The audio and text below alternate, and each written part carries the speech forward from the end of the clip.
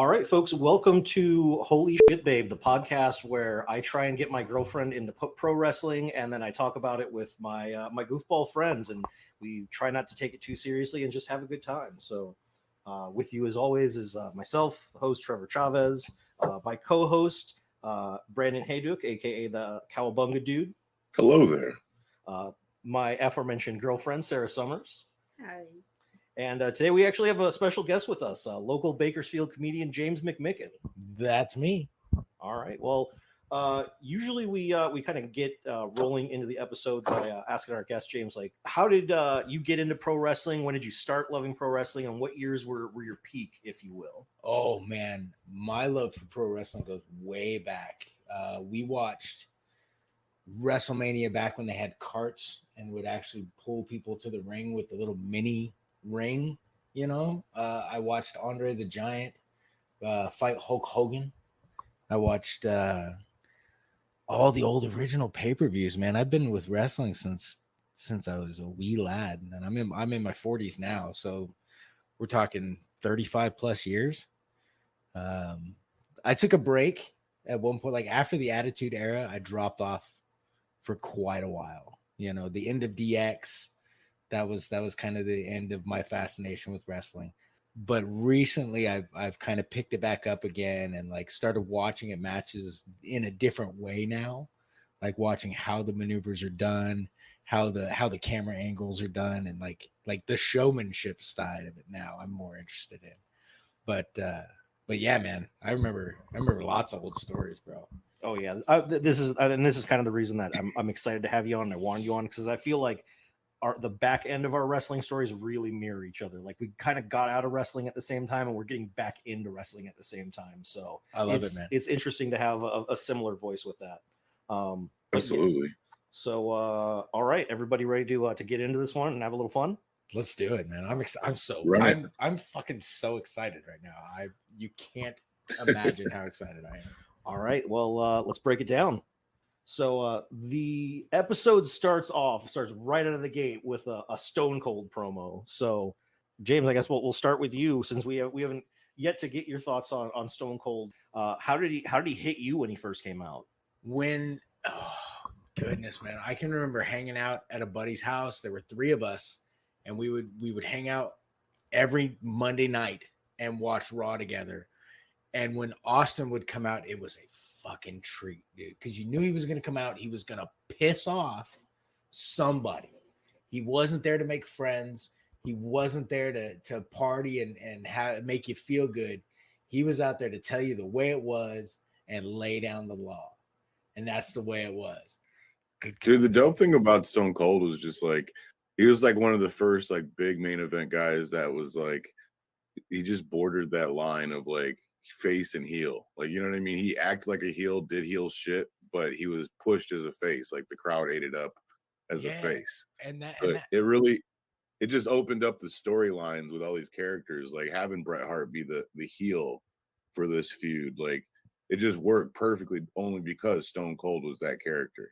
Yeah. The one thing I am curious about, though, Bunga, have you ever known a white guy to get away with shaking his neck as much as Austin does? I didn't know that was like a. Is that like a thing that like white people can't do? I guess. I guess it's just a really sassy like head movement, like a Is that it? Yeah, I guess it is sassy. I guess I never thought of Stone Cold as sassy. I like it. But he pulls it off, I feel like. Is that the real reason he injured his neck? Is that what happened?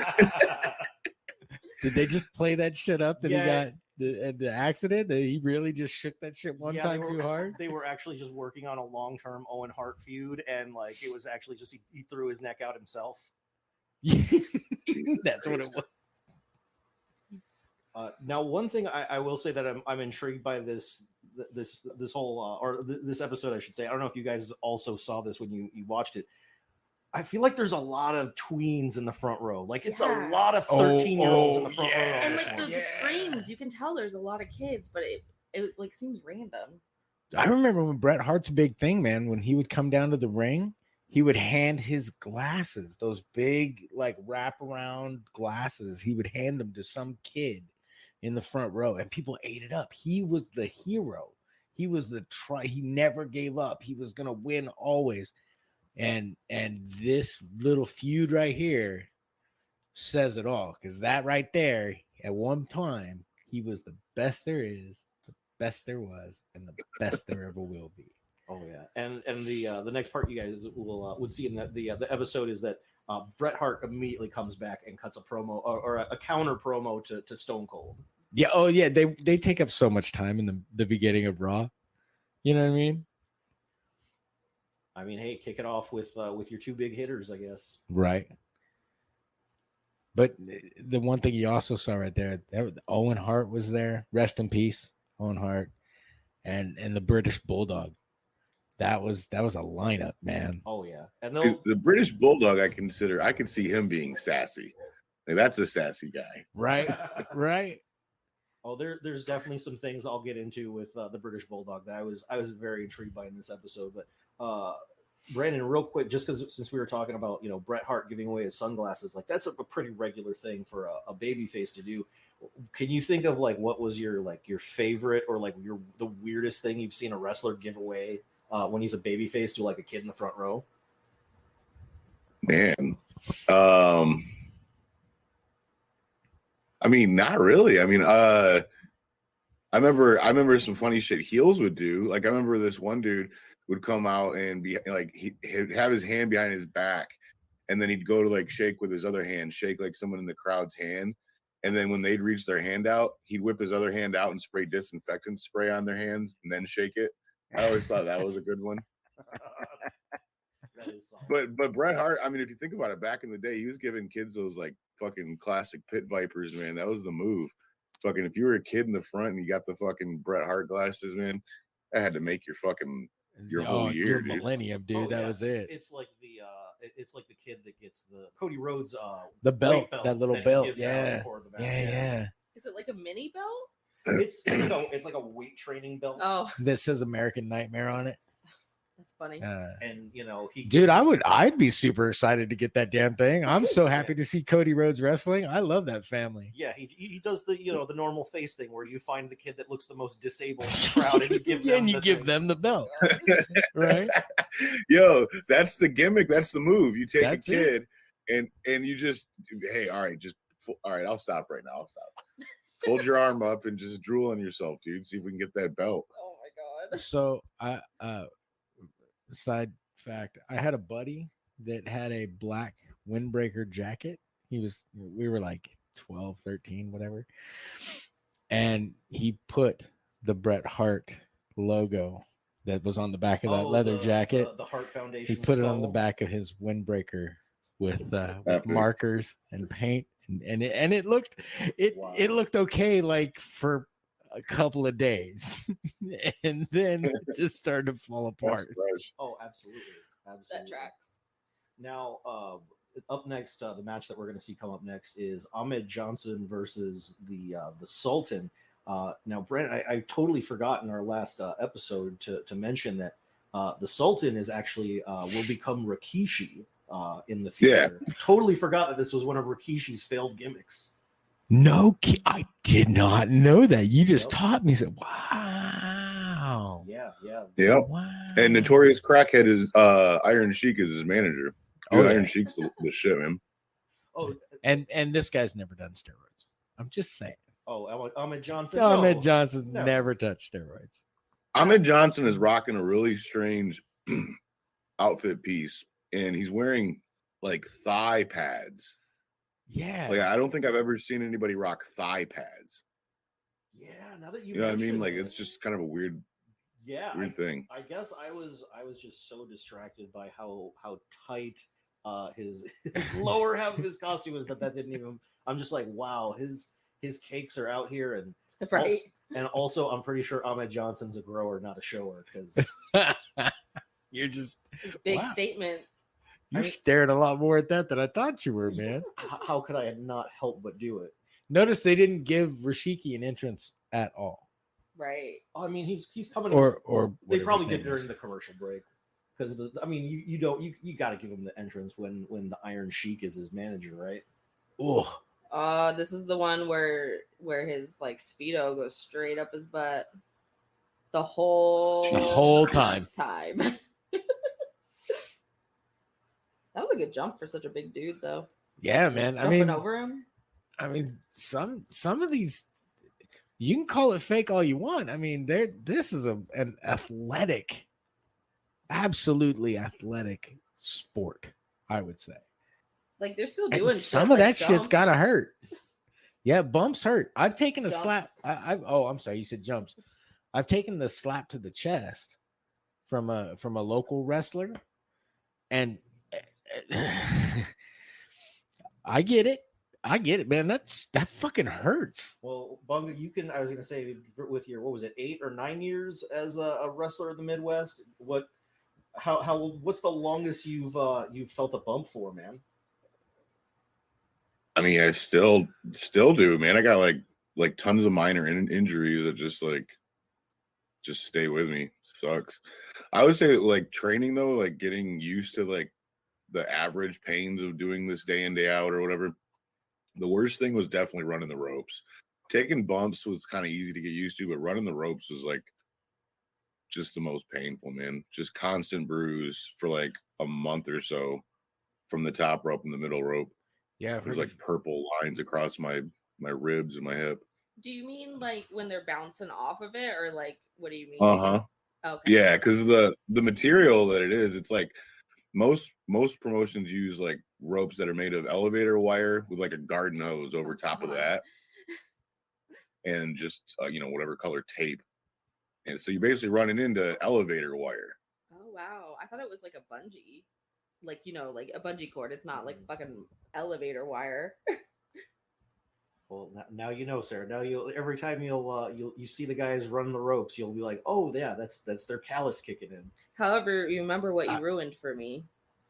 The razor blade. Oh yeah, Bunga. Well, Sarah and I were watching. I can't remember what episode of Dark Side of the Ring we were watching. Oh, it was the episode where Stossel gets like slapped in the face. And they were talking about showing the blade. And Sarah found out about dudes cutting themselves in the ring to get the blood going, because she thought that Austin like legit just split his head open on that railing in WrestleMania 13. I did. Yeah, it's a good move. I mean, it's a lot of like we were saying earlier too. It's a lot. If you notice, like the production, like the cameras move in certain ways. They'll focus on the referee and the other guy, and so that way give a chance the other guy down. He has the time to to do the gimmick. Oh, exactly. And the fact that I pointed out to her, like, the fact that you thought it was real is what makes them good at what they do. The fact that you didn't see Austin do it and you legitimately thought he busted his head open on that railing is why. Is why the work. It's the work, and it's why he is who he is. Like, I thought it was just an accident. Oh no, man! That the old old WWF, especially Raw, used to get bloody. Used to get god awfully bloody. They've got some matches back in the day that are just, oh my god, it's a bloodbath, But they've changed their direction. So nowadays on Raw, on any of their programs, there's really not a lot of blood. They've started to show some recently, and there's the idea online that Raw is kind of skating that edge to try and bring back blood, but stay family friendly. But yeah, I mean, at the end of the day, they're trying to sell action figures and toys. You know what I mean? Right. I mean, that's a big chunk of their money, dude. So kind of makes sense to like stay like PG, but the fans that go and watch, a lot of them that right, that care about the product, they want it to be harder, like this, like the Attitude Era. Oh right, and I feel like ECW was a much bigger player at this point than it is now. Dude, 100%. Yeah, they actually in 1997, this year that we're watching right now, they actually collabed with ECW for a while and traded workers back and forth between the two promotions, and actually had like a little mini invasion. ECW invaded WWF this year. Yeah, I think it was around the time of the Royal Rumble, wasn't it? I don't remember exactly what it was. I remember Sabu jumping off the Raw sign and almost fell. Pretty much fell off. He didn't even like get a jump. He like fell off the Raw sign. He leaned forward and went that way. Man. And we see this, of course, the Ahmed Johnson Sultan match end with the Nation of Domination just kind of hanging around. And James, me and Bunga kind of talked about this last episode. I don't know if you caught it though. Did you realize how much the Nation was a kind of an island of misfit toys at this point? Oh yeah, history? It's people that just like they didn't have a storyline going. They don't really have a gimmick that's working for them. So we're just gonna throw them in here. We'll figure out what to do with Farouk later. We're not really sure at this point. Because I think Bunga, you were the one that immediately was like, "Why is Crush here?" Yeah, right. Why? Yeah, why is Crush has been around for a long time, but they really didn't. He didn't. I didn't have any memories of him being part of the Nation of Domination. Like seeing it, I was kind of like stunned. I was like, "Wait, what?" Yeah, it's a weird collaboration of people. Man, I remember watching Ric Flair matches. The Phantom Punch. I remember seeing that as a kid and being like, what the hell is he doing? And now it's like in the records is like one of the all-time great sellers. And it's like, okay. The next thing that comes up is Austin coming for the Hart Foundation, just kicking at their door, hitting it with a chair. He's fully enraged. And we have this not McMahon, but the Stooges in the locker room with. Do you ever notice like they look like the mafia? A little bit. Like mafia Stooges coming out. They always get the blazer and the turtleneck. Yeah, we'll go take care of it, boss. Well, you just stand back. We got it. Oh yeah, especially with Briscoe. There's just something about him that looks extra Guido-y. The king. The wet hair. The king right there. That's my guy. And JR, man. Like McMahon was cool when he does commentary, whatever. He's fine. JR has some of the best. Oh, JR is hilarious, dude. Oh, I love when he gets serious. And my favorite is he's got a family. The funniest, dude. He says some of the funniest shit, man. Oh my god, yeah. He's. I feel like at this point, because there's so much McMahon commentary and play-by-play, he hasn't really developed yet. But oh man, I'm waiting for him to really get going. He's the commentator, right? Yeah, he's the one in the cowboy hat. Oh, I thought you were talking about the King guy. I remember that the last episode where he was just crying forever. He has a lot of. I don't know if I can know emotion. He has a wide range. That's what I love about the King. And he loves a heel. He loves a heel. Any bad guy that comes along, Jerry is just like, they're the best human being on the planet. And here we're seeing the playback of Good Morning Kuwait that explains why Vader is not at the event.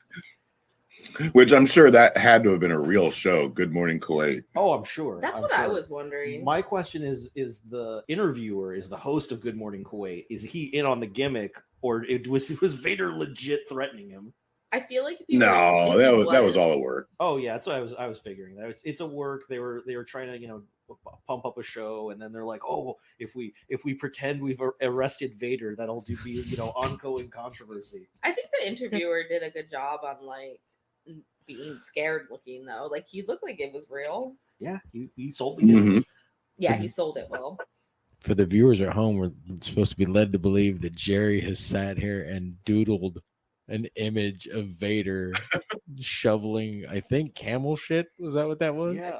That probably really was that's probably his artwork because he's an artist. He fantastic. He did a lot of stuff like that, actually. Yeah, didn't he didn't he get his start in the wrestling scene as like an artist for wrestling magazines? I think not sure, honestly. I know he wrestled Andy Kaufman. Right. That was That's in my his peak favorite years, thing but about him. I think that like that was his story of like how he got into wrestling was that he was just such a fan. He would like draw pictures of like the matches Oh, wow. and then like Interesting. sell them to like wrestling magazines, and that's how. And then at one point they were like, "Oh yeah, we'll give you free tickets to go." And then at one point he got into it. And He was like, "I'm down." "All right, let me be part Yeah, of I the didn't know business." Good old crooked nose Ken Shamrock. I mean, you don't fight in that UFC that long and come away with a straight nose. That's just not going to happen. Mm-mm. I'm surprised he doesn't have the cauliflower ear. And from wrestling? No, he was a UFC fighter before Oh. this. Does that ever heal? I don't think so. Does it? Bunga, you would probably you. I was going to say you have more. Does UFC content. cauliflower ear heal? Yeah. Cauliflower ear heal. That was a tough one to say. You can get it like this is really gross, but like some people will put like syringes in and you like suck the liquid out. That's what it is, Yeah, drain it. Ugh. Yeah, just drain it basically. It's pretty gnarly. Yeah, I figured you have a few UFC contacts that had to do that over the years. Yeah, it's gross. Having it's gross too, though. I think it looks really fucked up. Right? Like the dude from Love is Blind. I just have to say it. It's really interesting how You're- articulate Ken Shamrock actually sounds, though. He's not like stuttering over himself too bad. He sounds a little nervous. That's yeah. good. He quit UFC before it really started to affect him. Yeah, probably. That's what he was like. No, it's affecting me. Let me get out and get the money. Yeah. He's like, I can speak really well. Can't count for shit, but I can speak really well. He actually went back to fighting after his stint in pro wrestling. What was the other guy that came over at this time? Dan Severin. Severin, Dan the Yep. Bear. Yep. Yeah. Dan the Beast. Dan the He's actually Beast. from Coldwater, Michigan. I've trained at his pro wrestling gym a bunch of times. Oh, right on. Yeah, he's cool as hell, dude. He's like one of the nicest guys ever. I remember he came out and they had a beef going. And they're showing the some quick clips from Revenge of the Taker. And Austin stands there like he's going through trauma, looking at it. Right? It makes me breathe heavy just looking at it. That's what always got me, man, is that they'd come out to the ring soaking wet and breathing, just breathing heavy. Like you just started, man. It's okay. Right? That was one of the things that I watched something they mentioned about the Ultimate Warrior, rest in peace, is that he actually, once he was in the ring, he was gassed because his entrance was just pure run into the ring and then just all energy, and then by the time it got to the actual match, he was worthless. So it was like God, who was it? Axl Rose when he tried to do the comeback at the VMAs and he ran out in the middle of the stage. Welcome to the jungle. And we got fine. Somebody give me an oxygen mask. Yeah, pretty much the same thing. But yeah, now I think we just caught up to what you're seeing, Brandon, where Austin looks like he's going through it. Like he looks like he's got intestinal issues.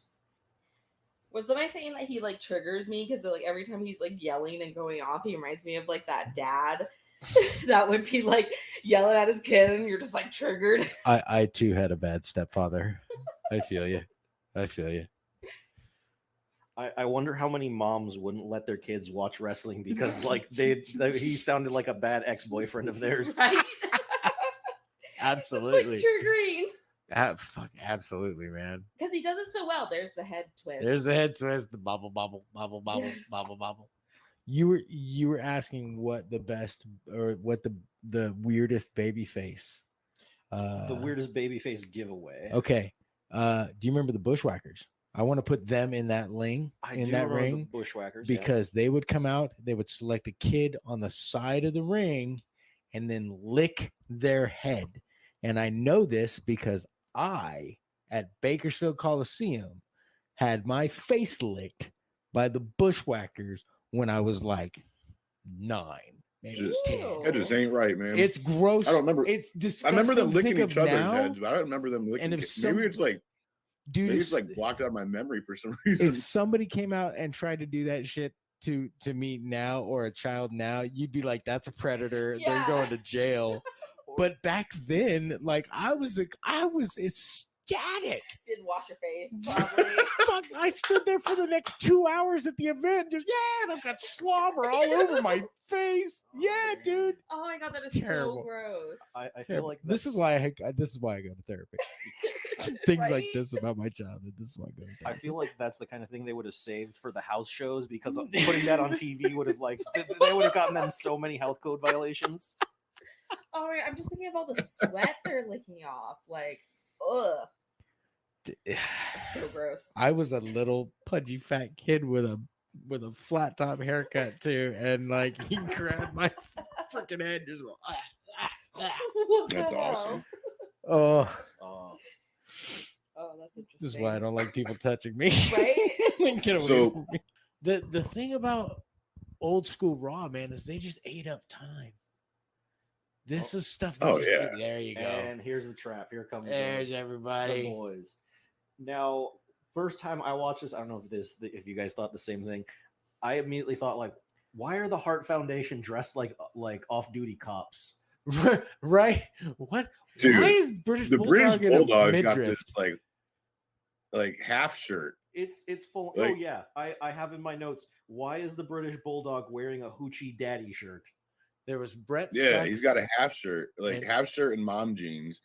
He's unsure of how to look cool, man, in America. Oh yeah, and I especially love that it's got this rib texture, and I was just like immediately saw it and was like, I didn't know J. Crew made crop tops. Right? Right, right. It did look comfortable though. You know. Oh, you Dude, could- Owen was such a pimp, dude. I always loved Owen, dude. Oh, and then here comes Sean. Yep. Looking. What's up with the suit? Yeah, I always thought that looked out of place as well. You sold out, Sean.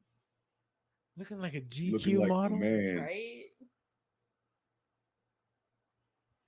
Also, Right. that strip must have some elastic in it because that would rip. This was before he got the face injury. There's a lady in the front row, gave 2 thumbs down to Brett and blew a raspberry. Oh. My She was favorite. mad. My favorite so far. There was a sign that just said Brett sucks, and then when they put that sign down across the ring is a sign that just says Bulldog bites. Nice. Yeah, I saw that too. The Bulldog Bites one is great. I think very briefly, and I may have to back up a bit and see if this is right, but I think I saw very briefly a sign that said, "Hey Brett, only pussies wear pink." Damn. Different time. Different times, man. Quality shit, man. So Stone Cold moves out the way. Bret No. Hart drops a foot, like he was going to stomp on the ring where there's nothing now, and that hurt him. Right. Like, think about that. If he would have landed on the chair and on the ankle, that wouldn't have hurt him. But when he moved out the way and he landed on the mat with his foot, that hurt. Ow, ow. And now we see Wrestling that- logic, man. Yeah, Right. exactly. But hey, now that gives the opportunity for the tide to turn and Austin to just go to work on Bret Hart with a chair. My favorite member of the Hart Foundation was Jim the Anvil. Really? Yeah, I loved him, dude. Jim the Anvil Neidhart. When I was a kid, I was just like, he's the sidekick, but he was always there. Like he was consistent. You know, Owen. He just Hart- looked like he looked like somebody's uncle for sure, though. Like, yeah, for always. sure, for sure. He's the guy you call when you can't get it done. You're like, all right, hey, I'm gonna call my uncle. My uncle knows he's got a gun. That's Natalia's pops, right? I think so. I think so. I get some of the lineage kind of screwed up. I know she's officially the last member of the Hart Dungeon. there's like a 10-year-old girl in the front row that just gave 2 middle fingers. Yes. But see, all the kids. Like, there's so That was- many. Are there yeah, always man. that many kids? I feel like in the last one there wasn't. Well, this was okay. So wrestling at this point in time, Warriors, yes, it was a family event. It was very much like a father and son thing. I want to say the episode right after WrestleMania, I want to say like the front row was full of like 17 and 18-year-olds. Nice, Dude. nice. All right, so there's 3 guys out in the crowd. They're holding up 3 different signs that are supposed to go together. It says RPI. Yeah. RPI. RPI. Do you think they realize Bret they fucked Hart it just up? gave the double bird. So how much does a chair hurt? I mean, it hurts. It sucks. I mean, it is a chair. It's still a chair. Yeah. The trash cans and the lids and shit like that. Those are the gimmicky pieces. Those are the thin aluminums. Chair's pretty much still a chair. Right? Table's a little thinner. Mm. A little thinner. Ladders are actually made of wood, which is Oh. kind of interesting. So, Bunga, because I know this was a big thing in the '90s and around when you were wrestling. Have you ever had the pleasure / misfortune of being put through a table? You know, I never got put through a table. I never I never worked any matches with a table, which is weird. Because I've worked with like barbed wire, chairs, all types of weird shit, but never had a table match or any like tables included. Austin is still holding the sharpshooter. I mean, he's been holding it now for like over a solid minute. Oh yeah, they're just He's killing just time, holding man. his feet. Is he giving him a foot rub at this point? I'm not sure. he's licking them like a bushwhacker. That's gross. We And they went to a commercial with Brett's hair in his mouth, and it's like I hate that shit. I can't stand seeing like someone's hair all wet in their mouth like that. He got it though. Look at him. See, you come back and his hair was fine. And Bulldog and Owen Hart are just immensely concerned for Bret Hart. Right. Oh, is his hand broken?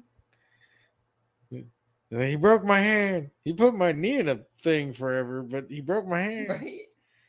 Yeah, he also struck him in the shin and knee with a chair, and severed. And but he's hand. laying there holding his hand and crying. Canadian. Such bitches. Such bitches. See, strike to the knee, but his hand hurt. Right? Probably fell on it wrong. Right, he twisted it. That's good old Earl Hebner right there. Oh, Earl. Referee. Rest in peace. Rest in peace. R.I.P. Earl. We'll be seeing a lot of Earl. RPI. RPI. Is that foreshadowing? That might be foreshadowing. I think that might be a running gag on this podcast now. RPI. But yeah, we'll see plenty of Earl over the course of the next few years. Oh yeah, any match that had any real merit, Earl was the guy. Man, he totally hurt his neck by using it too much. Right? He looks like a pissed off chihuahua. And I cannot wait until we see him get hurt and when he gets to the pile driver from Owen Hart, and where we all just start making the joke. If you ever really want to blow your mind, look at Steve Austin's origin. Stunning Steve Austin is where he started. Mm-hmm. And long blonde hair. Really? hair. Oh, dude. Oh yeah. You want to go down a rabbit hole? Watch Stunning Steve Austin stuff. Oh, I'm surprised you never told me about that, Trev. That's how he started. Well, that was Those are dark days. Those are dark days. Gimmicks that didn't work. I do think gimmicks nowadays are better than the gimmicks back then. Like, they're just more entertaining. I feel like it is a little more boring watching the old ones. It could just be me. I know that's probably The only thing that controversial. I think the old days had better was like the championship belts. The chase for the championships back then were actually something. Now we have Roman Reigns. He's been the double champion for 1,000 days. That's boring. The big difference is back then they listened to the crowd reactions and like Right. moved according to like how the crowds reacted. Like if they tried to push somebody, the crowd didn't dig it, they wouldn't push them anymore. Right. And it's like nowadays they just have like they push something and it's going regardless how the crowd reacts to it. Right. Right. I can see that. Like the selfie guy. Yeah. I love that you refer to Austin Theory as the selfie. That's the guy. only way I can remember him. I fucking love that. You know, it's funny. If she would have said Austin Theory, I'd have been like, who? But she said the selfie guy, and I knew immediately who she was talking about. I'm sure I can't wait until we get some of our fans that are Austin Theory fans and they just like melt down over this. Like this podcast regularly refers to him as the selfie guy. Yeah. And then all right, so our next match is two guys that I had forgotten about. This is Tiger Ali Singh versus Sal Sincere. Oh, that's who that is. Wow. I had forgotten about these guys. Bunga, did you remember either one of these guys? I remember Tiger Ali Singh, but I don't remember Brutus the Barber Beefcake from Walmart. The Wish.com version of Brutus the Barber. Yeah. Beefcake. He's got like I think he's wearing Barber's the model old Rick trunks. Martel, but like he's very average. Oh, man. Yeah, Marty Jannetty's career really went downhill after he split with Shawn Michaels. Oh yeah, this is the guy that was like, what is he, a cartoon character? Yeah, we just saw the point Like- where he gets punched and he goes cross-eyed and his tongue is sticking out and he looks like he's having a seizure every time he's getting punched. He's trying to sell the old And like how Ric he's like Flair. wobbling. It's like, what are you doing? You look ridiculous. So Like, Bunga, sorry. it's okay. Bunga, any thoughts on Sal Sincere's overselling? Whoop, missed the rope. It's like a Looney Work of art, Tunes. man. It's like a Looney Tunes. Yeah, I love it. There's cartoons in With action, his man. That's what fake-ass this. tan. That was great. Springs up onto his feet and then falls down again after the face buster. I mean, he's one of those ridiculous oversellers that you can't help but just be like, yeah, all right, hit him again. Just keep hitting him. It's fun to watch him get hit. It's like he's like, you know that bendy guy from like the 90s? He was green. Like and he had- Stretch? Was Yeah. it Stretch Armstrong? Was Are he you the talking bendy about- guy? No, Gumby? not in wrestling. It was a toy. Talking about Gumby? Yeah. Gumby? Hey, damn it. Gumby, damn it. I'm Sal Sincere, damn it. So you don't really like seeing him do well in the match because you just stop caring. As soon as he starts winning, you just stop caring about the match. Right. But when he's getting hit, it's entertaining. I'll give you that. Yeah, he's a quality jobber. I'll give him that much. Right? Right? He doesn't have a job. Well, this is where I'll interject again. Brandon, correct me if I'm getting the definition wrong. A jobber is a wrestler who his entire purpose is just to lose to another guy to give him more hype. Oh. Yeah, okay. yeah, he goes out there to do the job. I thought you meant like when they have fake jobs, like the construction worker. No. Not their job. They're not their Their gimmick. persona. What did Singh go on to do? Didn't he have another personality later on?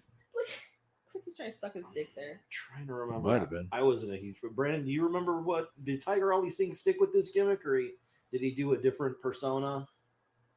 Yeah, no, I mean I think he stayed Tiger Ali Singh his whole career. I know he stayed with the his stay with WWE went into like early 2000s. Yeah, I think I vaguely remember him as just kind of like a mid-level guy who was just kind of hanging around. Just I know he sued the WWF or WWE like right after his stint with the WWE. He's like, I want to say he sued him for like $10 million dollars, like a bunch of money too. damn. Do you know what the reason was? Was it just like I'm hurt, or That's what I think a it lot was of them like are. I think it was like he suffered an injury and he like pleaded for time off and he got injured in the match after they denied his time off, so he sued him. And we were talking about that last That'll night. do it. It's like when they weren't like giving him health care and stuff. That's insane. Yeah. It's a dangerous job. Like man. made him work a match when he wasn't like, feeling healthy enough, and then he got injured in the match. So I don't blame him. You ended up suing him for a shit ton of money. Kicking his leg like a dog. Like, ah. So, yeah, sell sincere. Even selling the pin. Oh, yeah, man. We're like, let's wrap it up, boys. We got other things to film. We got more. We got more time to give to Austin and Bret Hart. Move this along. Right. We got storyline to move. Oh, is Austin going to rush in and beat him while he's... I think that's how this goes. Doesn't Austin come in and let's start wailing on him? Oh, we'll get to it. You'll see. Does he blow up a limo? Is Does that he what's blow up a- happening? Quit jumping ahead. We're 2 years from that. Oh, damn it. We're 2 years from heavy explosives. Yo, I love that his wrestling boot is strapped in with him. I just Right. now noticed that. That is great. No, what you're about to see, James, is Austin be a little more sneaky in this case. He's not gonna just bum rush him. You're right. He's You're right. gonna- I do remember. He's I gonna do. pay off the driver to leave and leave Bret there with him. He's like, I gotta go get something. I'll be right back. Yeah, he's telling him, hey, you get out of here. Oh, yeah. You leave him with me. And now I'm gonna beat his ass. And proceeds to wail on him inside an ambulance. It's a crazy assault. Right. You're going to jail Right. at this point. How This does is It's kidnapping, assault. yeah, Right. Fucking- attempted murder. I'm surprised they didn't work that Yeah. into the storyline. Oh, he's gonna be out. He's got arrested for fucking assaulting. Meanwhile, the WWF magazine cameraman is in the background just taking action shots. Right. Yeah, he is. Good for Oh, him. dude, that would have been a great issue, man. Absolutely, man. Austin's shirt tearing as he's rearing back to punch Bret in the face one more time, Yep. Yep. and Bulldog still doesn't have a shirt on. No. And there's That's a the only handful shirt of he fans owns. just waiting, At least he doesn't, watching from back there. Mhm. Right. At least he doesn't baby oil himself to death. Well, he's not on the card tonight. Ah, So he's just He's shirtless. just shirtless. gotcha. Moments ago. Right. This will be used in court. Is what this was. Yeah, they're currently Bro. on Raw's War showing you a replay of what happened with Austin and Bret Hart with the moments ago tag, and yeah, they really want to hit home on this one. I mean, if that was real, that'd be some crazy shit. I mean, Austin delivers some good hits, man. It really does look like he's punched him in the face when they're in the In the stomach. yeah. It does. He's a good wrestler. I will give him that. Yeah, I don't think I've called anyone a good wrestler, but I'm seeing it now. It's beginning, folks. It's beginning. It's starting. Her appreciation for the sport is starting.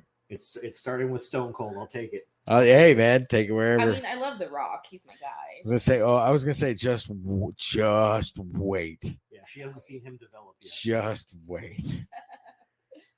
There's so much gold in there. Oh, but just wait for the is Booker T involved at this point, or No, he's still WCW at this point. so when Booker T comes over, there's a rivalry between Stone Cold and Booker T that is fantastic, and actually has a match that happened here in town Oh, at an old grocery store that was here, and they demolish. That's cool. epic, it's dude. I think we talked fantastic. about it actually Yeah, last time. We're gonna have a very special pilot episode. for that one. So Oh, dude, that's such a good episode. when we get to it, it'll be a very special episode. But up next, guys, we have Was this Garth uh, Brooks no coming in the ring? not exactly.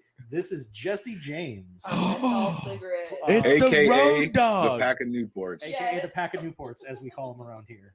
The Road Dog, Jesse J. Oh, you didn't know? Right. This is pre-Road Dog, post-Roadie, when he was the sidekick / henchman for. I uh, forgot Jeff about Jarrett. Roadie. Yeah.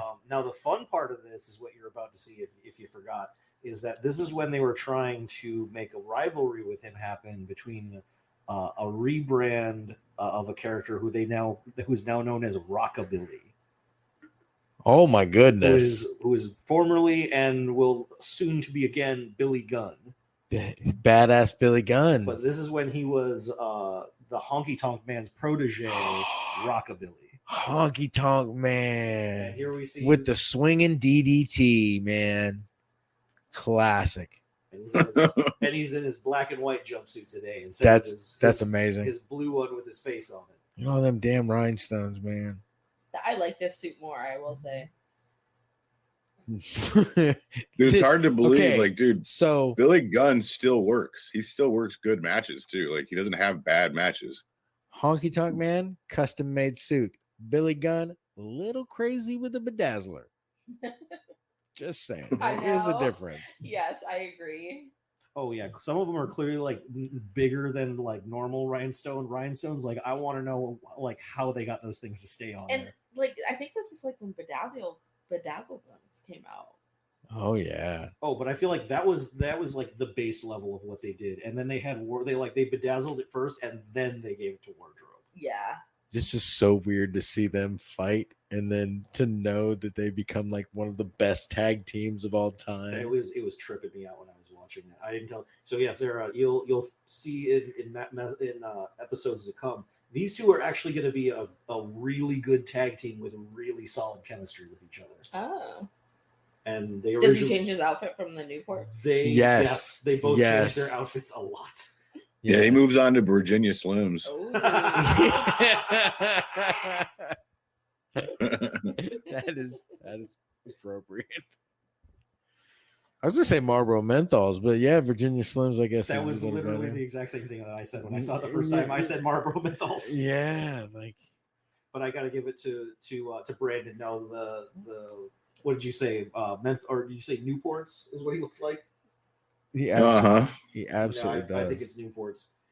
Now, fun fact, folks, on the Peacock version, they have it blurred out what the 1-900 number is to call and talk to. To talk to the folks about whatever was going on in the WWF at the time for $1.99 a minute. Oh wow! Yes.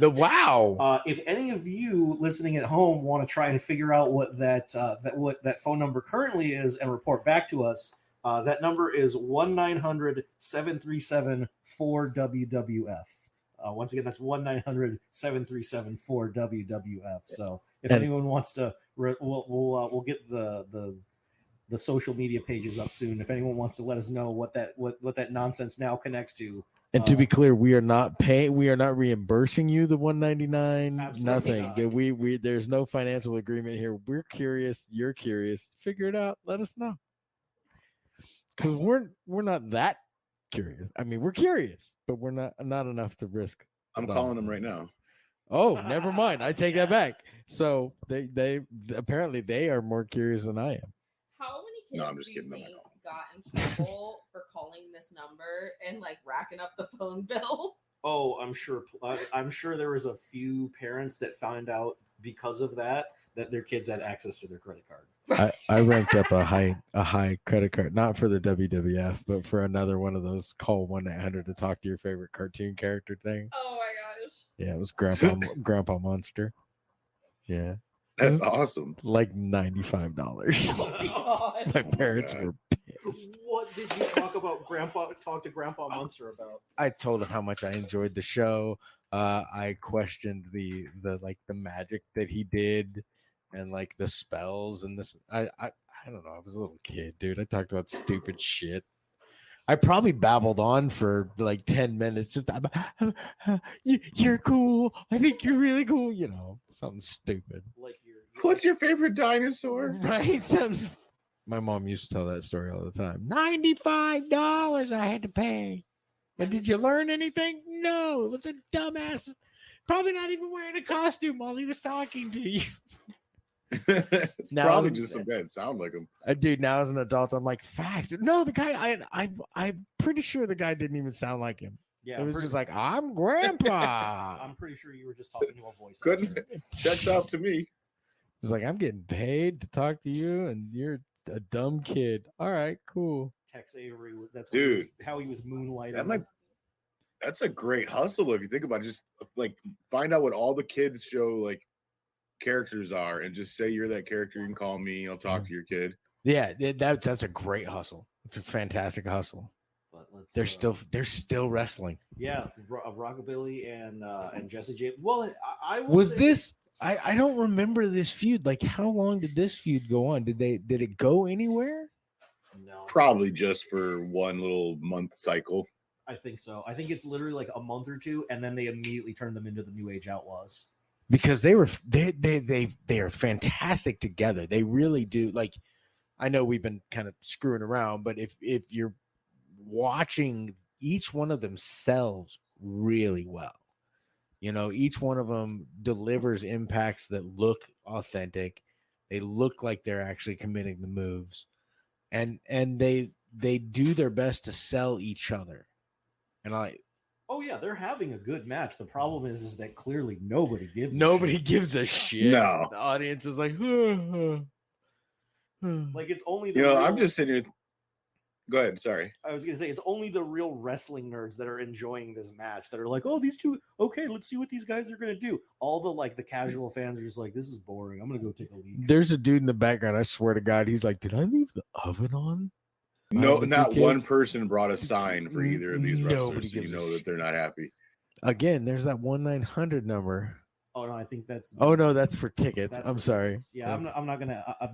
That could be. So, I mean, if I might figure out what that number is later and have the audience figure it out, but that one's too random. I know it's not gonna be anything cool. Again, a 1-900 number. Who knows what that could be? Dude, that's a Civic Auditorium in Omaha. I mean, that could be amazing. Right. You never know. But all I'm going to find out is that, Lil Uzi Vert is going to be there in August. That's the most I'm going to find out. I gotta go. You think he'll be dressed like menthol cigarettes as well? Probably. I think you have to be. Oh my god. Yeah. It's in the contract to perform there. I now want That's to pitch. awesome. I now want to pitch to so many rappers like dressing as like the worst gimmicks from WWE because everyone wants to do the good ones, but I want somebody to do the bad ones. Dude, if Drake, if Kanye comes out as Doink the Clown, I will lose my shit. RPI. I legit want to see Logic come out as Jesse James. Dude, if anybody comes out as like if Dr. Dre came out dressed as Honky Tonk Man, dude, I'm buying that album. I don't care what he says. Man, look at that suit that he is wearing. I mean, there's no way he's still putting on matches at this point, but the man's got a wardrobe from all his days of those suits. For sure. I feel like the outfit that Billy Gunn came out in was just like a fan-made outfit that was gifted to Honky Tonk, and he was like, "Here, you can use this." Right. This was made by Susan from Omaha. You can wear this. Oh, we partied in the hotel. She gave me this. It smells a little funny. You'll be fine.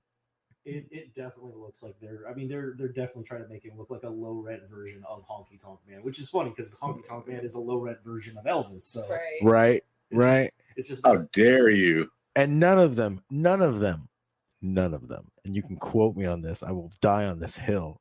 None of them hold a candle to Jeff Jarrett. I'm sorry. Oh, Jeff Jarrett, Double is, J, he's the better Jeff Jarrett, but Honky Tonk Man is he's just too. He's classic. Ironically, he's just ironically so funny to me. Right. Absolutely. Oh yeah, I think in now that I'm watching this again, going through all these a second time, I'm really appreciating Honky Tonk Man as just like a manager and a character in general. Whereas Jeff Jarrett, I'm really appreciating like as a whole, like wow, he really could do it all. Yeah. Shit, he's still putting matches on too right now. Yeah, he's still involved like heavily, and it's so funny because like if you watched Raw recently, they had the draft going, right? So they had the old school guys come out and announce it, and they had both of them, both Road Dogg, Jesse James, and Billy Gunn, and it's insane to see them at this point and to see them now. Oh, you know what I mean? The transformation. And you're just like, wow, dude, I used to watch you guys slam around in the ring, and I wouldn't watch that at all now. I didn't remember him Honky Tonk Man, and I remember to say the whole thing, crushing him with a guitar. Oh, that was his thing, man. He deserves it because he broke his guitar. James, one thing I was going to say that we did have to, I had to be policed by, is I had to be reminded a couple times last episode to say Honky Tonk Man's full name and not just refer to him as Honky. Right. Yeah. That rule was instituted. I'm going well. Oh yeah. If Okay. anyone's interested from my count from editing the last episode, I think I've had either 2 or 3 slip ups. I'm going to keep a running count through the season. I feel Yeah, very similar. I just want to interject. I understand where you're coming from. At one point in time, I had an argument with somebody, and they had to tell me I wasn't allowed to call the $1 Million Man, Ted DiBiase, Virgil's master. For various, because I just started referring to him as Virgil's master, not the $1 Million Man, Ted DiBiase, Virgil's manager, not master. Sarah's looking at me like I don't know who these people are, so it doesn't matter. Yeah, there were other person. Virgil was like the manservant butler to Ted DiBiase, and he was a darker complexion, and so yeah, there's only certain things you can say about that. We live in a world where there was a movie called The Toy. If you've Richard Pryor. Yeah. If you've never seen it, you go back and watch that. The Toy. Watch it. You need to rewatch it now in a woke society, and just be like, "Wow." Yeah. I feel like that's damn near anything Richard Pryor did back in the day. Oh yeah. Not acceptable by today's standard, but all good quality stuff. Were episodes of Raw always an hour and a half? Because I remember, like, I always thought they were an hour. Like now watching them. Well, it's because the first hour was Raw, and then the second hour was known as the War Zone. That's right. Which was because it was after 9 o'clock. They could, if it was Eastern time, they knew they could get away with things that were a little bit a little more risky. And I think it was. I think someone told me that it was also because like they could get more money out of advertising that way if they remarketed it as as technically a second show. Yeah. Oh, that's interesting. Yeah. The politics of wrestling. Right. The politics of TV. Vince is smart, man. Oh, Vince is a genius, man. Like you say what you want about like I guess business practices, but the man's a genius when it comes to entertainment.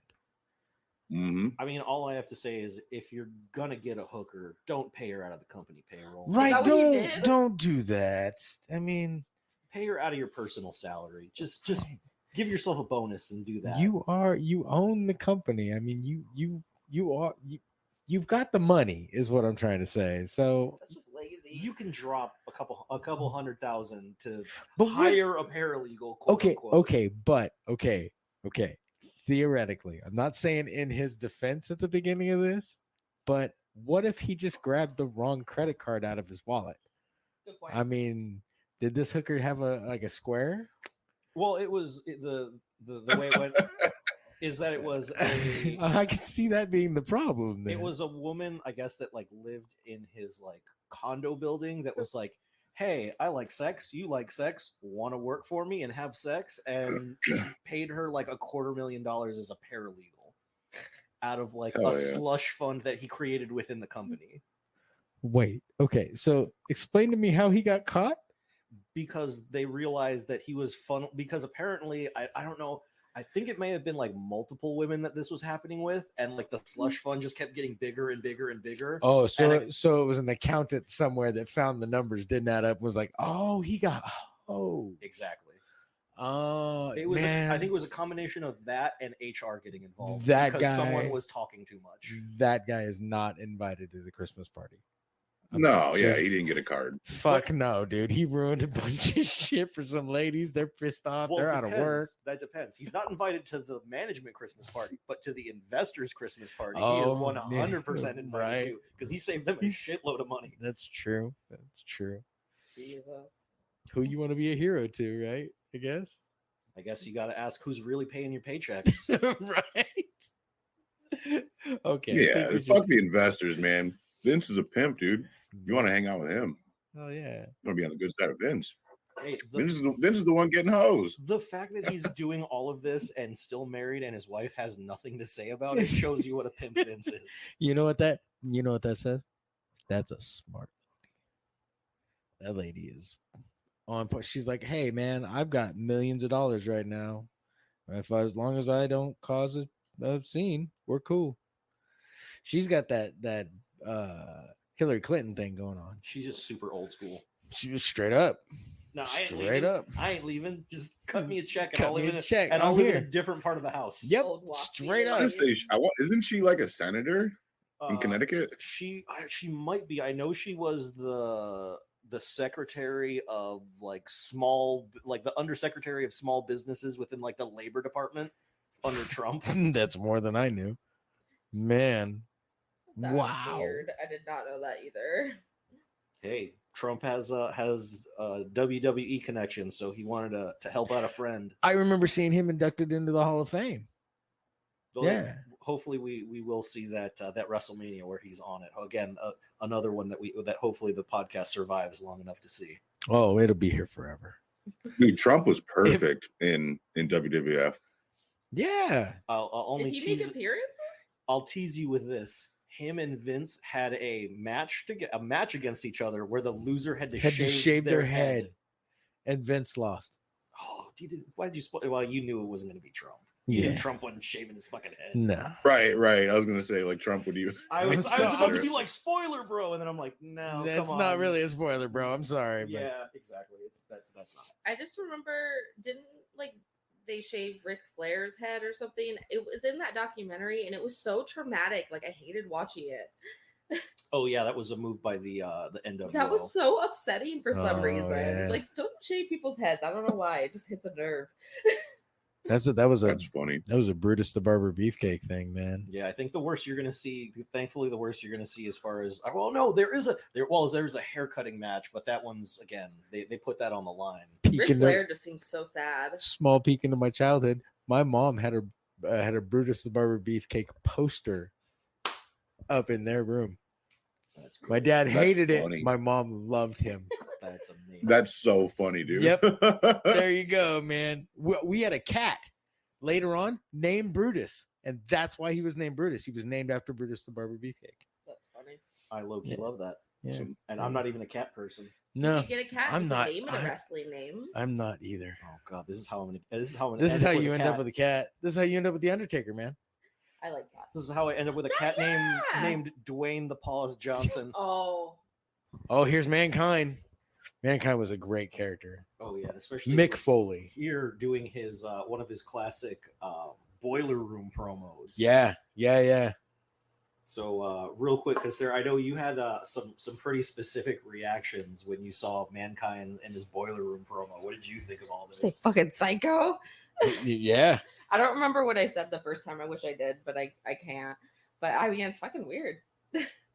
I'm surprised he did so well with that gimmick. Well, I take that back because like it reminds me of Batman and stuff, and like Bane. A little bit, yeah. Yeah, I could see that. So I could see that doing well. I don't know. He's a weird character. You will I'll give away, folks. Our very next episode is going to be one of the ones where we do the Mankind interviews. So you're going to be able to start to see like how they made him a little more popular character, and the infamous interviews where Stone Cold Steve Austin said to Mick Foley immediately afterwards, like, "Oh, mark my words, you're going to be a baby face within 3 months." Yeah. Oh man, and the fact that Mankind went down as like a legend. You know, I mean, Mick Foley was a legend already. Cactus Jack's character was a legend, but the character of Mankind and the development from crazy, the deranged one to wacky with Sacco. And the amount of love I have for that character, he ends up being heartwarming. But to see him in the beginning, he was deranged and Yeah. just crazy. The transition to comic relief is really interesting. With The- them. The change from the mandible claw to Sacco. To the Sacco mandible claw. Yeah. And now we see the Undertaker coming in. I'm not sure if this is the first time he's been back since his face got burned, or if he's just still showing the effects of his face getting burned in the post WrestleMania Raw is War episode.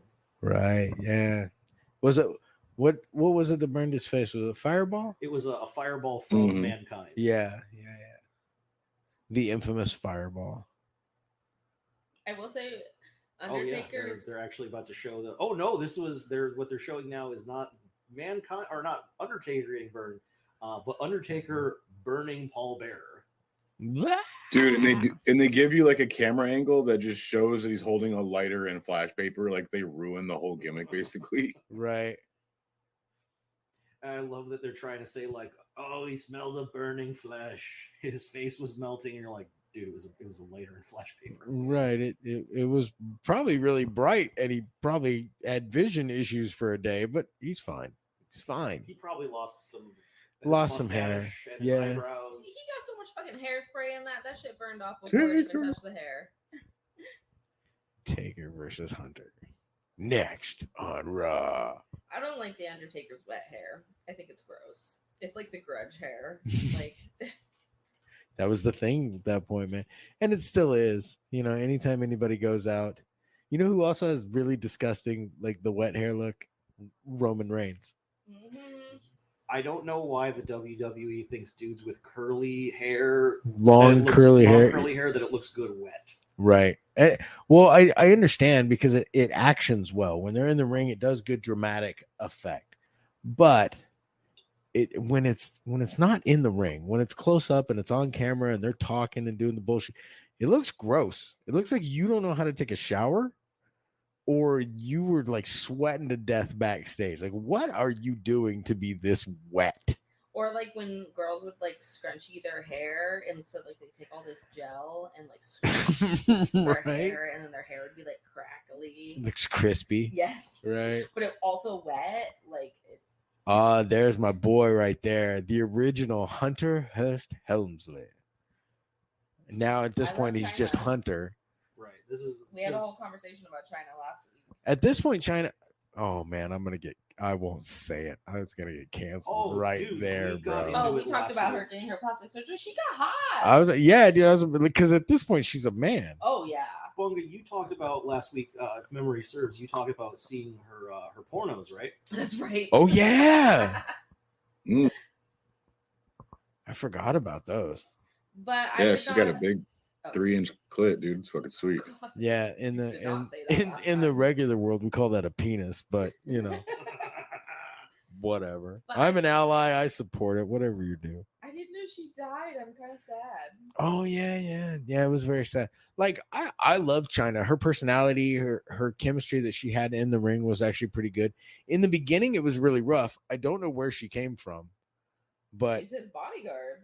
Well, no, I mean, like, I don't know where they found her. I don't know if she was like a builder or. I think she was just a bodybuilder that rolled up on them in like a hotel one day and was like, "Hey, I'm a fan." Yeah. And they thought her look was really great, and they're like, "Hey, would you like to maybe do something with us?" And they pitched it to one of the writers, and they're like, "Oh, sweet, a female bodyguard? That'd be cool." What are we on, Trev? Well, I was gonna say I'm trying to remember what I had in my notes here. Oh, some things I totally forgot about is that we're not hearing right now because we currently have the episode on mute.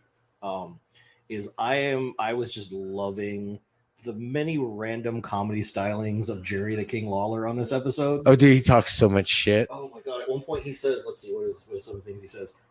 If you have donations, because of Paul Bear getting his face burned, if you have donations, don't send them to Paul Bear, send them to me. Send them to me." I can see that. And then at one point, there's a really great back and forth between JR and the King. I think like the King is talking about how Paul Bear is doing at the time, and JR says, "Who are you supposed to be, Fraser Crane?"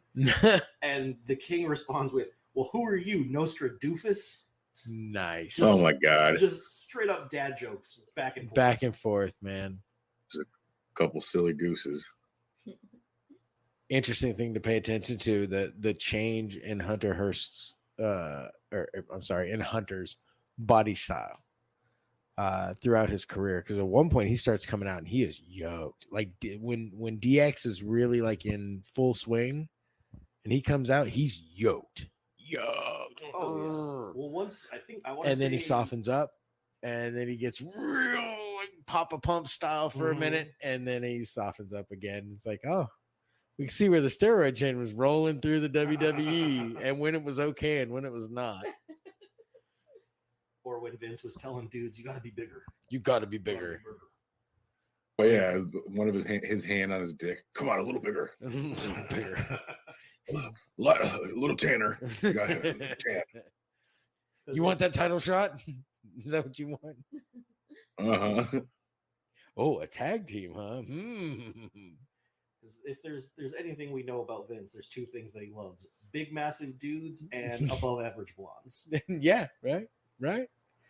Absolutely. We're stepping on the face. I'm surprised Earl's not the ref for this match.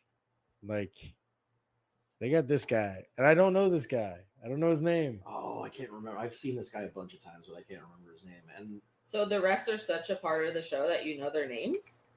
There are a couple of them that get mentioned enough times by the announcers that you just kind of pick up on them. Oh, okay. and they've been doing it so long that after you hear their names enough times, that you just I didn't realize that the refs were that consistent. Mm-hmm. Well, a lot of times they use them in like storylines, Yeah, like little bits of a storyline or something too. Sometimes they were the victim of some ferocious attack.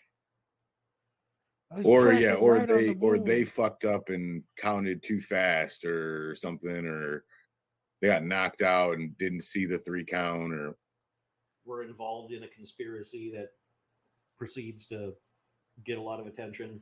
You can now see the exposed flesh of the Undertaker because that bandage has been ripped away. Right. yeah, it's stuck in his hair and it's pissing me off. Right? It's just like, bro, just grab it. Fuck, if I Right. was the ref, I would have grabbed it. Because after the match, it's going to be all fucking wedged in there. It's going to be a pain in the ass to get out. It's just kind of gross looking. There's gonna be some hair that comes with it. Like, 100%. just pull it now. If you have that kind of long That's- hair, though, you're that's so a used Triple to H pulling move your right there. hair out, kind of.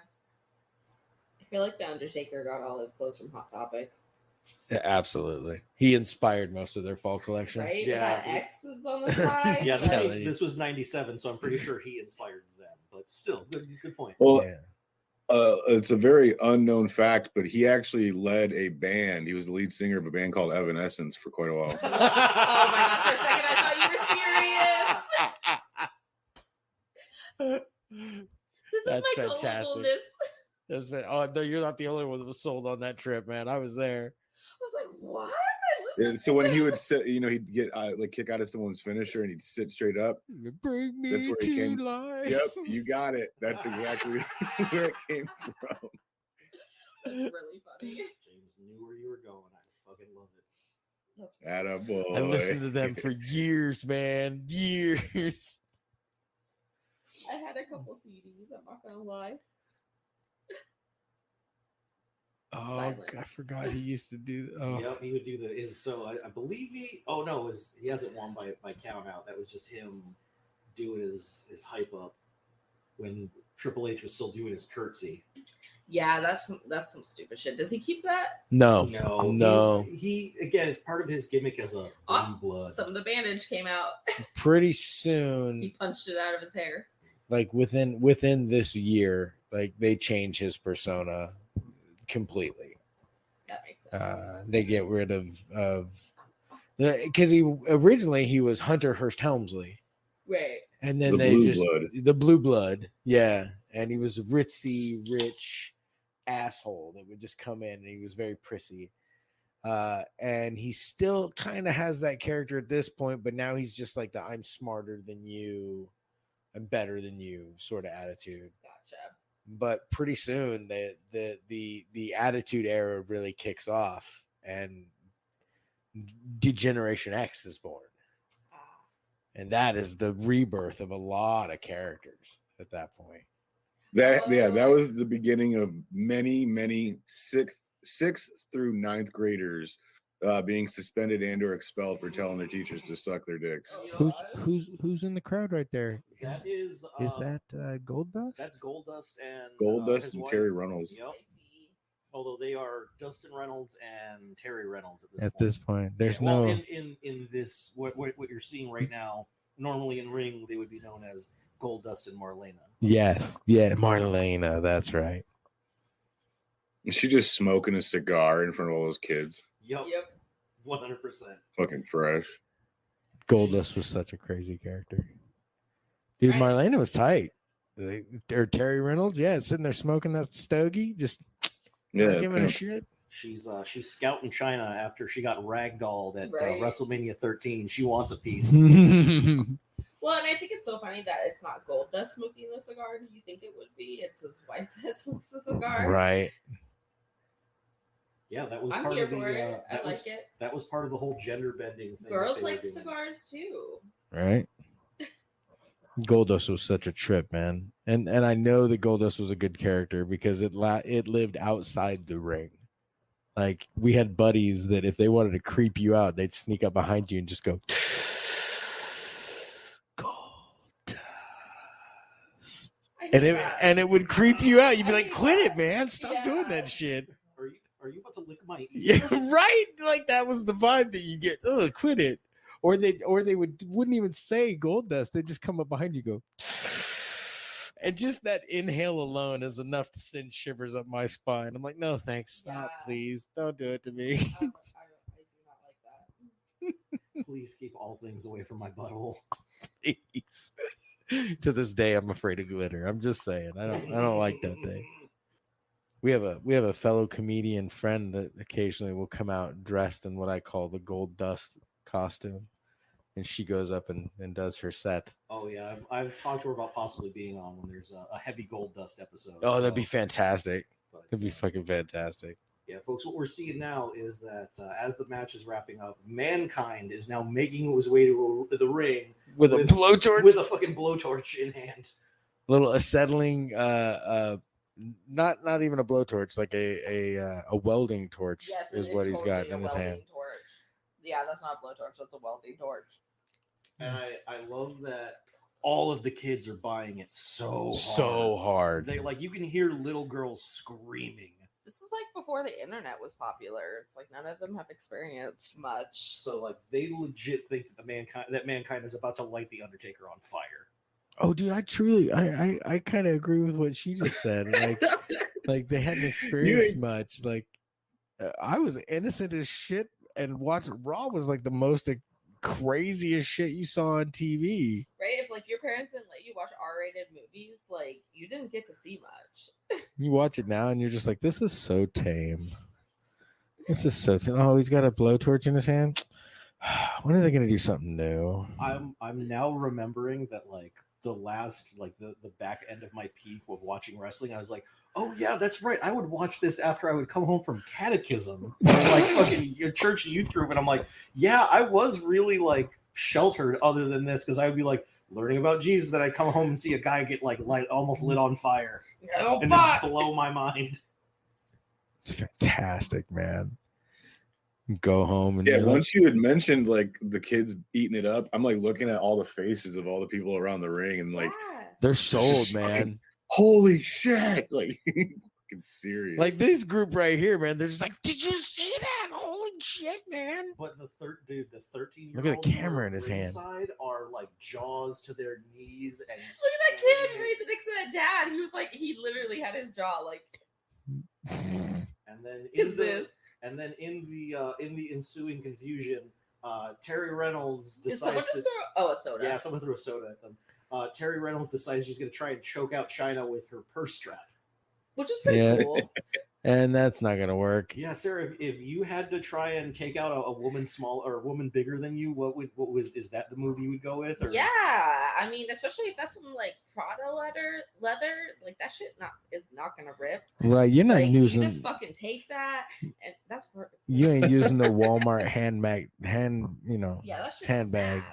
But like, you use some like, and she totally got some designer. Oh, You I just- would have used yeah, a that shit gun, won't but rip. that's I mean, just. you can bring that inside.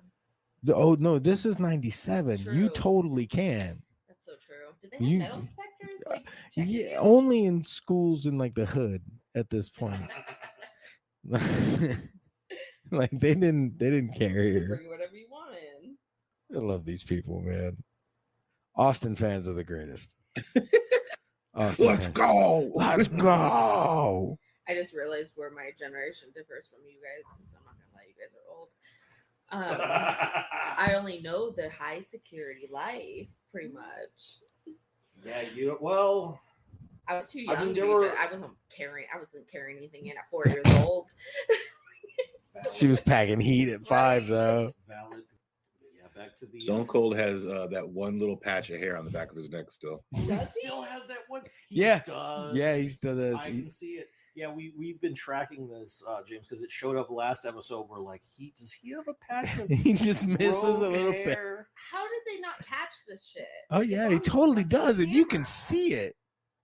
And you can Like Yeah. it breaks the Yeah. line Yeah, you of can his neck. totally- Yeah. Far away, close up. It's like he clearly shaves his torso. Ooh, He's look at clearly shaving his back. head. No, he That got little lot of bit, back man. He's- He hair. gets the pass. You know, he gets the Well, pass. He got a lot of back hair. He's guys. clearly a very hairy guy. That's what it is. A lot Like of without blonde, shaving. A lot of blonde, black back hair. Poor guy. He's stunning. It's like in Malcolm in the Middle where she's shaving his back. Like he needs that. Yeah, he's. we don't realize it, but unfortunately for Steve Austin, the top of his head was the one place he lost his hair. Everywhere else stayed hairy. So did he not keep that character because he actually lost his hair? I thought he just No, for the new he- character started shaving his head. Well, the new that's part of it. It was I think it was he partially was losing his hair, and then also They having a needed shaved an head. attitude. Yeah, having a shaved head just made him look tougher. Yeah. yeah, it makes him look fucking nuts. Oops. Yeah. Oh, dude, he looks like a psychopath. He looks like an oil-filled dad that comes home from work and he's super pissed off at his kid and starts screaming at him. That's what I'm kidding. Dude, did you introduce her to my stepdad? Like, No, I grew up in Taft though. okay, yeah, same. Yeah, a lot of that. It's all oil-filled. So yeah, at one point, Still shirtless. Still shirtless with the British bull. Bulldog. This is an hour later into the broadcast. He still has not Honest found a question. replacement for his midriff shirt. If you look like that, would you want to find a replacement shirt? If I looked Well, like that, I 'cause wouldn't be sitting. That here was the right only now. midriff shirt in the building, and once he lost it, what's the He's point? heartbroken. But yeah, Sarah, you did HRT, heartbroken. Nice. Sarah, you did kind of nail it with where Austin's persona is at right He's an now. oil-filled dad. The thing I will say is to kind of tease it out for what's going to happen. Imagine if the oil field dad suddenly started getting a lot of what he wanted. Imagine if his wish fulfillment started happening, and or his bad decisions stopped having consequences. I'll need to have more information. I'm not sure what you're referencing. I'm just teasing. I'm only getting your gears rolling because you'll see what's going to happen. It's going to be fun. Dude, I want Vince McMahon's Raw's War jacket. That Oh shit's fresh, man, dude. that would be such a get. That is pretty cool. That embroidered fucking Raw's War boy, that's sweet. Oh yeah, I didn't realize how big the embroidered patch was on the back until a second ago. Yeah, that's fucking sick, dude. Well, I guess I know what I'm getting on eBay to look for you for Christmas, Brandon. No shit. So British Bulldog and Owen came out and whooped Stone Cold in the ring, and then Shawn Michaels came back out again, Chased him off saved with the Stone chair. Cold. Chased him off with that chair. I feel like his whole thing. And Vince is just freaked out. I feel like knowing Vince what Sean was like at this point in his career, his whole thing was just like, I don't have anything to do. Right? Yeah, I'm bored. You fucking got you guys didn't give me anything to do in this episode. I got to do something. So I'm gonna chase people So around. he just decided to be a dick to everyone until they gave him something to do. Question. He's just in the back. He ripped a fat line of coke. He's like, "I'm gonna do something." Phew, just runs out. I'm gonna go give out some sweet chin music, baby. Oh, that too, exactly. They're just like, it's Sean, let him do it. Let him do it. It's easier just to let him do it than to hear him bitch for fucking 5 hours in the back. Right. And here comes Brian Pillman into the ring with his flash dance pants, ready to stomp.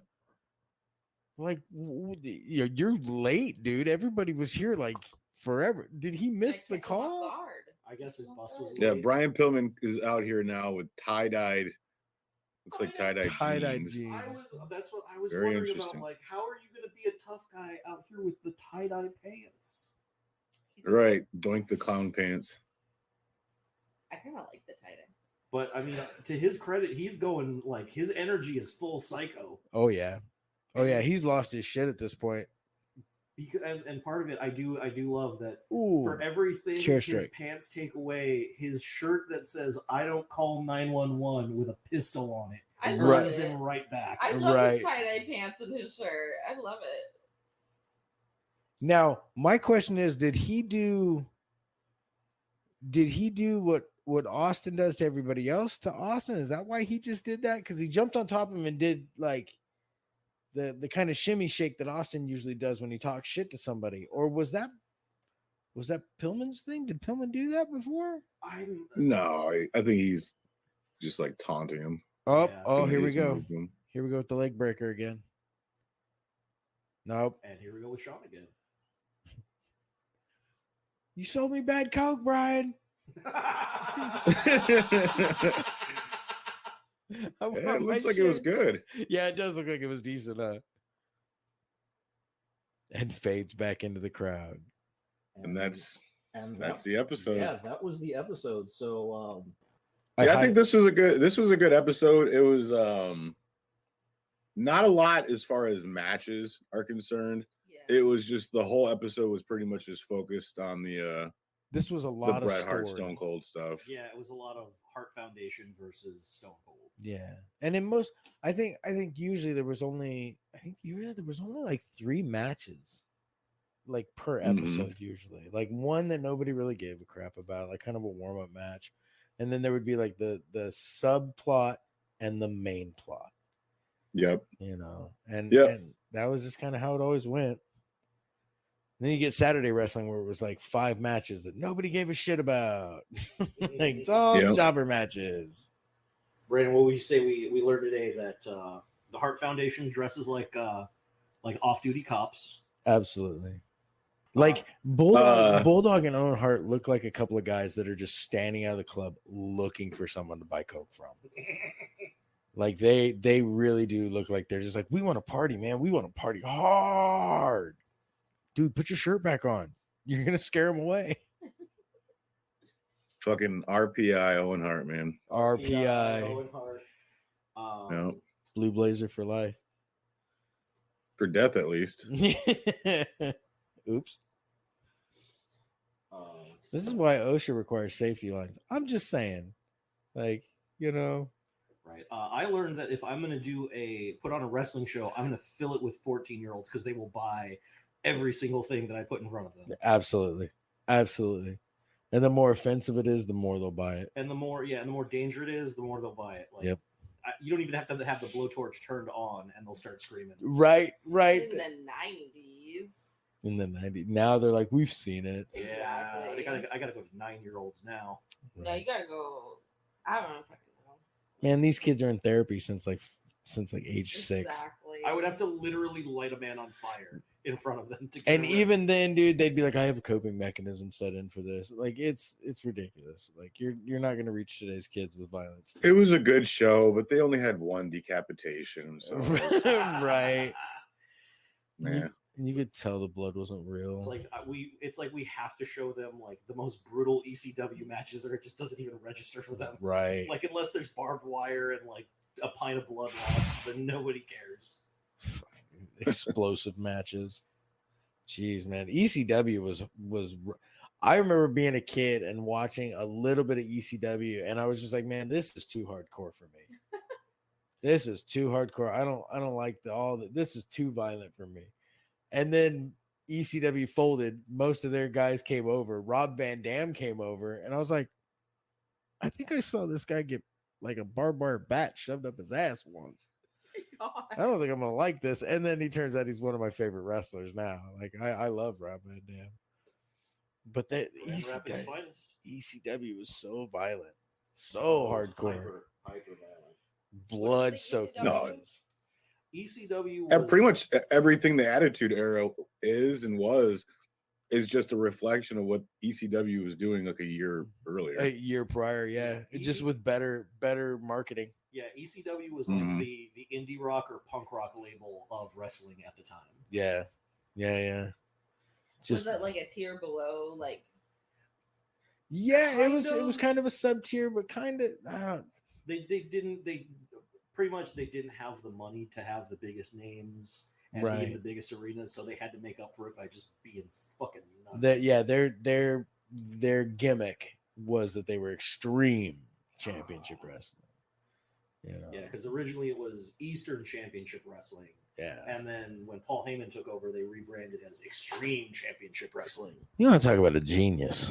Oh, No shit, dude. Paul Heyman. We might have to have a full Paul Heyman episode one day. Dude, yeah. I mean, I don't like his character so much, but just the man's a genius. Oh, I love Paul Heyman's character. Well, I mean, like, I like it. I like it. Well, But let me put it this way. as a fan, I'm like, ooh, he's the bad guy. I hate him. Yeah, let me put it this way. I like him better as a manager than I like him as a play-by-play or a color guy. Oh yeah, absolutely. I don't like him as a Yeah, commentator. agreed. When you have him on mic too much, it's you're overdosing on him almost. But when you get him just in Agreed. little doses as a manager, he's perfect. Right now, because right now he's doing the bloodline with the Usos. Right. And I am the wise man for your the tribal for chief. your tribal chief, wise man, the wise man. Exactly. Oh, he's as the wise man, he's great. It's funny because now, like, there's been a resurgence right lately of like what they call the legends in the WWE, and it's all people from this era, right? That now they're the old guys, right? And at this point in time, they had the legends, but they were like Jimmy Superfly Snuka, who's not really popular in their history anymore. He killed a lady. Right, right. Oh. Yeah, there's a couple wrestlers that did bad things, but now you're seeing like the what I call the new legends, and it's like Triple H, Shawn Michaels, The Rock. They did some stuff with Kevin Nash and what's his name? The bad guy, Razor Ramon. Scott Hall. Yeah, Scott Hall. When he passed, RPI. RPI Scott Hall. Yeah. In my brain, like I hear RIP, but It's gonna be the But running it's joke. now. RPI, baby. RPI. So the last thing I'd say we probably learned from this episode, courtesy of Sarah, is that if you're gonna choke a bitch out with your purse, make sure it's a designer purse. Make sure you ain't using no Walmart handbag. Exactly. Because the leather's gonna hang on, and China probably had a real thick neck, so you really That need too. something Right? that's gonna really do the job. Right. I one of the things I love about China is no matter what happens in the ring, she keeps the same look on her face the whole time. She is not amused. She does not smile.